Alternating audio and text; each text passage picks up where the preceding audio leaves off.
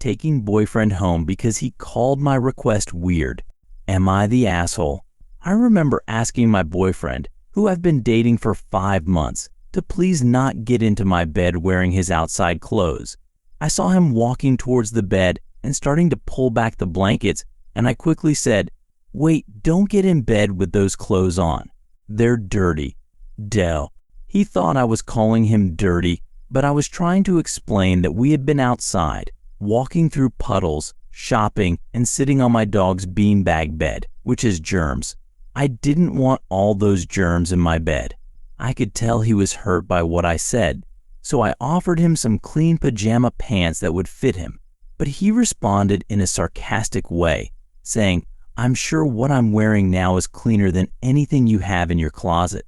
I tried to stay calm and explained again that I just didn't want germs from outside in my bed, but he said, "That's weird." That's when I got really upset, because I felt like he wasn't respecting my wishes in my own home.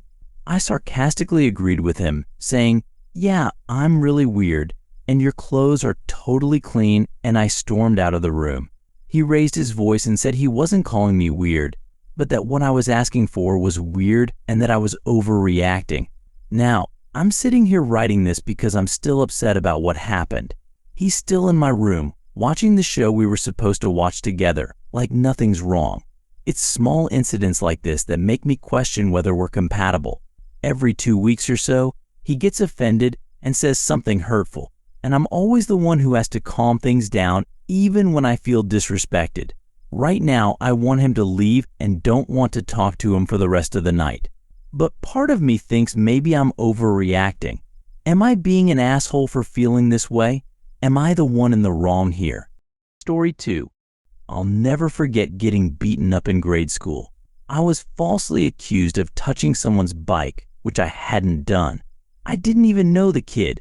It happened at a busy time of day when parents were picking up their kids from school.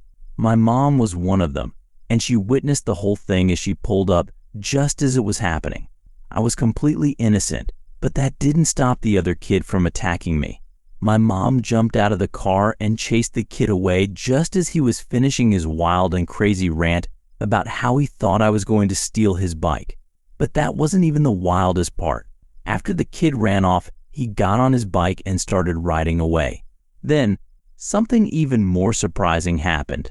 Another mom, who I didn't know because her kid was in a different grade, saw the whole fight and took off after the kid. She chased him down the street, determined to catch up to him. Right in front of a crowd of parents and kids, this mom showed incredible bravery. She caught up to the kid, tackled him to the ground, and then lifted him up by his shirt collar. She marched him into the school, determined to make him face the principal. I was in awe of her fearlessness and determination. Even though I never got to know her name, I'll always remember her as the most badass mom I've ever seen. If anyone knows a woman from Lawton, Oklahoma, who had a kid at Roosevelt Elementary in the late 90s, I want to express my heartfelt gratitude to her. Her bravery that day made the rest of the school year amazing, and I believe she might have even prevented someone from becoming a bully. So, to that incredible mom, wherever you are, thank you for being my hero. You truly are a badass mom. Story 3. I've been married to my wife Mary for 3 years now, and we recently welcomed our beautiful baby boy into the world 3 months ago. Mary has always gotten along great with my family, and they've become very close. When Mary got pregnant, everyone was thrilled, especially my parents, since they were going to become grandparents for the first time. They were really supportive and helpful, respecting our boundaries, of course.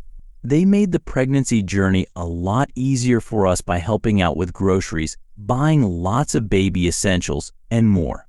Just before Mary was due to give birth, my mom gave her a stunning handmade shawl for our baby boy.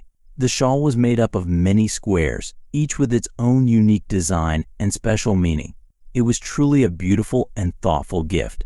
After Mary gave birth, we had already set boundaries with our family. We wanted to spend the first month just the 3 of us, bonding with our new baby, and everyone respected our wishes, giving us the space and time we needed.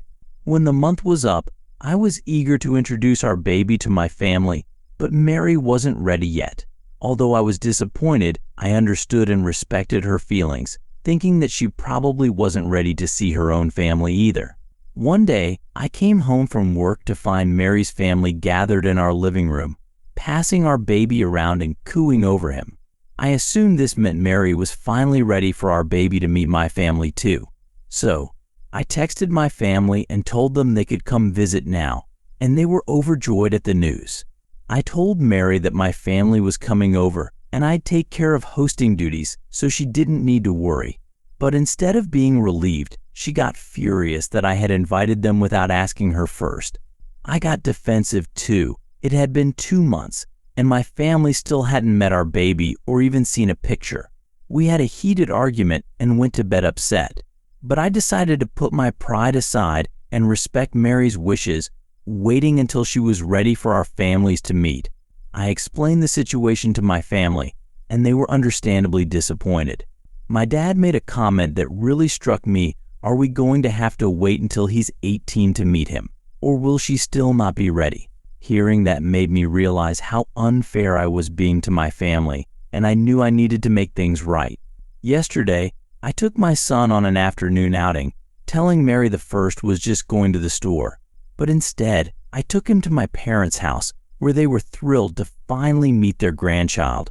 I also invited my siblings, and they joined us for a wonderful visit. We had a great time together and enjoyed a delicious dinner. I returned home, anticipating a confrontation, and indeed Mary was furious. She shouted that I had no right to take our child without her consent, but I remained calm and didn't engage in the argument. Instead, I focused on caring for our son, feeding him, and putting him to bed. I then retreated to the spare room to sleep, avoiding further conflict. Now, Mary's family is furious, with her parents hurling insults and accusations at me for hurting their daughter. Her dad has even gone so far as to threaten me. Naturally, my family is supporting me in this situation, but I'm seeking outside perspectives. Am I the asshole Aida for taking our son to meet my family without Mary's permission? Story 4. As I drove to work, I approached an intersection where the car ahead of me, a dark green Jaguar, slowed down early.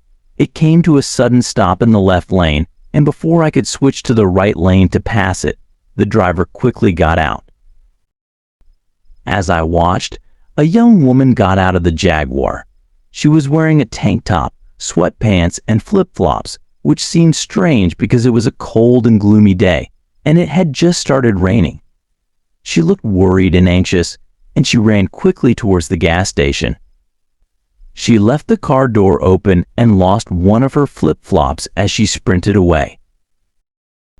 Just as the woman was rushing into the gas station, 2 black sedans pulled up on the street. One stopped behind me and the other stopped in the right lane. 4 or 5 men in heavy armor got out of the cars, carrying big guns like shotguns and assault rifles. They were all black, including bulletproof vests with agent written on them. They looked like they just stepped out of an action movie. It was surreal. Everything happened so fast it was all over in about 20 seconds. The agents were heading into the store as I drove away. I had to leave because I was already running late for a mandatory meeting, and I knew I'd get in trouble if I missed it. When I drove by the same spot an hour later, everything was gone: the cars, the people, even the flip-flop.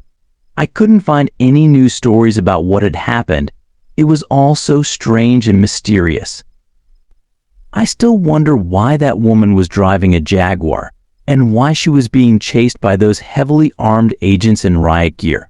It's a question that still haunts me to this day.